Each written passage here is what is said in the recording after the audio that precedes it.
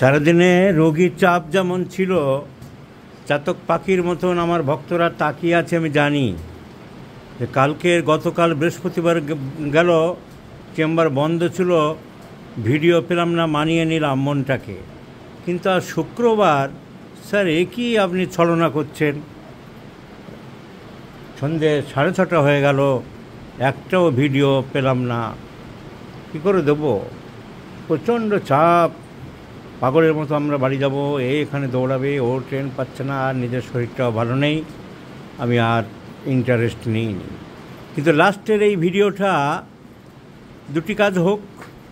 1 নম্বর শেখানো যাক ইন্টারপ্রিটেশন করে কিভাবে ওষুধ দেওয়া যায়, আর 2 নম্বর আমার চাতক পাখি বন্ধুরা তারা অন্তত একটা ভিডিও পাক। এখন কী ওষুধ হবে, আমাদের যেসব ডাক্তারবাবুরা লিখেছে তারা সবাই দেখছে, একজন এক একটা করে ওষুধ বলছে। কিছু আসলো মাথায়, কিছু মাথায় আসছে না। এর কি অসুখ, কেন এনেছে, ওর বউ বলুক। কিসের রোগ বললে বলো? হ্যাঁ, মানসিক সমস্যা। আরেকটা কিসের বললে না? নার্ভের কী রোগ, মানসিক কী রোগ তুমি বলো, সামনে এসো। কী জন্য এনেছো একে ধরে? কি হয়? মাথা গরম হয়ে যায়, রোদে যেতে পারে না। আর কি? সব জিনিসের ভয় করে। কি বলে? খাবে না। কেন খাবে না?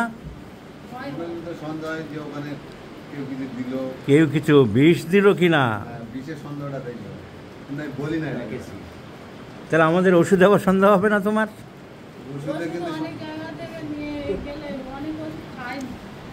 সর্বনাশ করে। ওষুধে একটা সন্দেহ আছে, ওষুধ খাওয়ার পরে মাথা ধরে, ওষুধ খাওয়ার পরে মনে হবে যেন এই ওষুধটা খেলে আমার মাথা ঘুরবে না। আমাদের ওষুধে বাবু সন্দেহ করো না, অনেক কষ্ট করে আমেরিকা থেকে ওষুধ আনাই, লক্ষ লক্ষ টাকা দিয়ে দামি ওষুধ। এই ওষুধের কোনো সন্দেহ টন্দেহ করো না। আবার এইভাবে ঘটছে, আমার সবসময় মনে হয় যে 8-5টা সাধারণ মানুষ যেভাবে ঘুরছে ওই রকম মেন্টালিটি আমার ভিতরে আর ফিরবে নাকি সেটাই খালি। আর ফিরবে, ফিরে গেছে। সাউথে, দক্ষিণ 24 পরগনার বারুইপুরে বাড়ি। ফিয়ারফুলনেস, ভয়, আতঙ্ক আর সন্দেহ তো শুনলাম। সব কষ্টগুলো হয়েছে এখানে লিখেছে কে? After his father's death. তোমার বাবা মারা গেলে খুব আঘাত পেয়েছিল মনে? কেন, বাবার সাথে খুব ভালো সম্পর্ক ছিল? সে আঘাত তুমি অনেক দিন ধরে মনের মধ্যে ছিল। সেটা কতদিন আগে?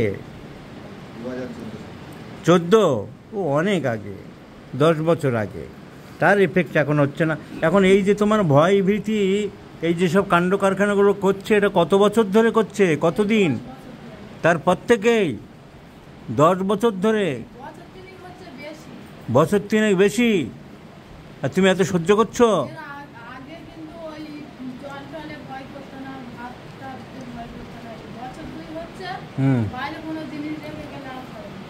বছর 3 হচ্ছে, বাইরে কোনো জিনিস রাখলে আর খাবে। কোনো ধরো আলাদা বস্তু, দা বটি এগুলো হয় পড়ে থাকলে, যে বাচ্চারা হয় যে ফুটে পড়ে যদি কেটে ফুটে যায়, সেটা ঠিক করবে না, আমি ওইগুলো তুলে নেয়। তুমি ভয় পাও যে কোনো অ্যাক্সিডেন্ট না হয়, তুমি তুলে রাখো না কেন? কাজের ব্যস্ততা দেখা যায়, তাহলে দেখছো। তো এই তো সিমটম পরিষ্কার পাওয়া গেল। দায়িত্বশীল ব্যক্তি, রেসপন্সিবল ব্যক্তি। মাংস খেতে ভালোবাসো, কাঁচা নুন পাতে খাও, বলো হ্যাঁ কি না? মাংস খেতে ভালোবাসি, তবে খাই না, বেশি খাও না। কেন? 2-4 পিস খাই। কেউ যদি বারণ করে দিলে, যে তোর একটা ডাক্তারের দেখিয়েছি, হরিবাদী ডাক্তার, বলতে ফ্যাটি লিভার আছে, লাল মাংস খাওয়া যাবে। ঘাম বেশি, মিষ্টি অপছন্দ, রাগ খুব বেশি। রাগ আছে? হ্যাঁ, মারধর খেয়েছো? হ্যাঁ, বিচারকা খেয়েছো তুমি? তোমার তো জীবন ধন্য। তো রাগ আছে, বউ মারধরও খেয়েছে, অন্ধকারের ভয়, বজ্রপাতের ভয়, এইসব সিমটমগুলো আছে।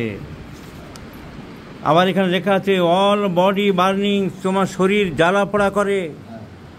তাহলে এই রোগীর ওষুধ আমি এবারে একটা প্রশ্নের মধ্যে দিয়ে বের করে দিচ্ছি। বজ্রপাতের শব্দে কি করো?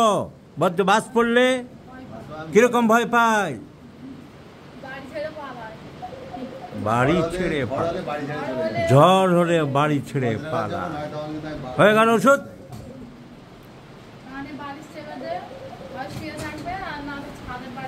ব্যাস হয়ে গেল। Fear of thunderstorm. Fear of thunderstorm আমরা একটা ওষুধেই পাবো, লাল টকটকে করা আছে ফসফরাস। ফিয়ার অফ থান্ডারস্টর্ম বাড়ি ছেড়ে পালায়, আর কোনো কিছুতে বাড়ি ছেড়ে পালায় না। আর ফিয়ারফুলনেস ভয় আতঙ্ক আছে ফসফরাস, সাসপিশিয়াসনেস ফসফরাস।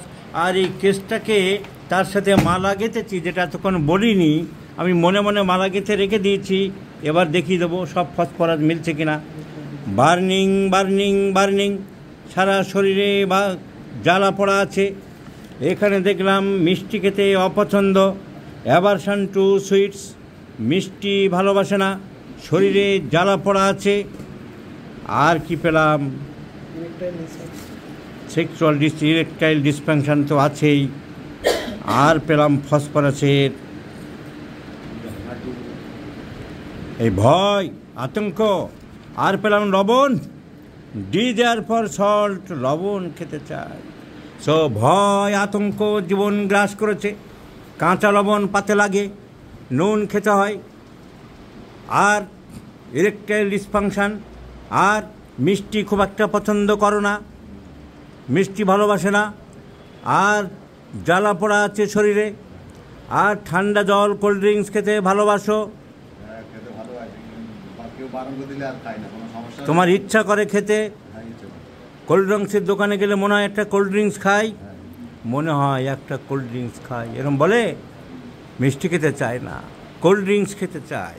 আর সব থেকে বড় ব্যাপার, ঝড় বজ্রপাত আসলে বাড়ি ছেড়ে পালায়। কোথায় পালাও?